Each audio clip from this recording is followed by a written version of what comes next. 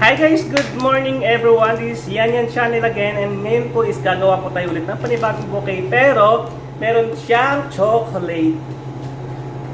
Ay, baliktad. yan. Meron siyang chocolate na Ferrero. Lalagyan natin ng bouquet ng chocolate.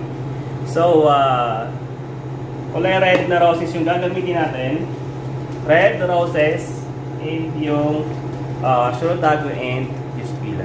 Kasi yun po yung sinabi na ating customer. So, sa mga hindi pa po nakasubscribe dyan sa channel ko, please subscribe my channel and please click that notification bell para ma-notify kayo sa lahat ng videos na ina-upload ko. Thank you so much! So, umpisa na po natin yung paggawa ng ating bouquet. Kailangan ko ilagay yung camera dito sa harapan ko. Start na po tayo sa paggawa ng ating bouquet. So, unahin natin itong chocolate.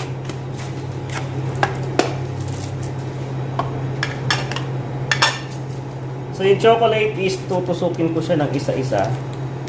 Ganun lang yan kadali. Yan. Pero yung ibang gumagawa is para hindi ma-damage yung chocolate, pinapalot nila ng plastic na plastic wrapper, tapos sa kanila doon itutusok yung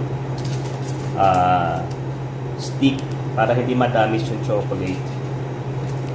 Pero dito naman is para mabilisan, madalian, kanina lang ginagawa namin.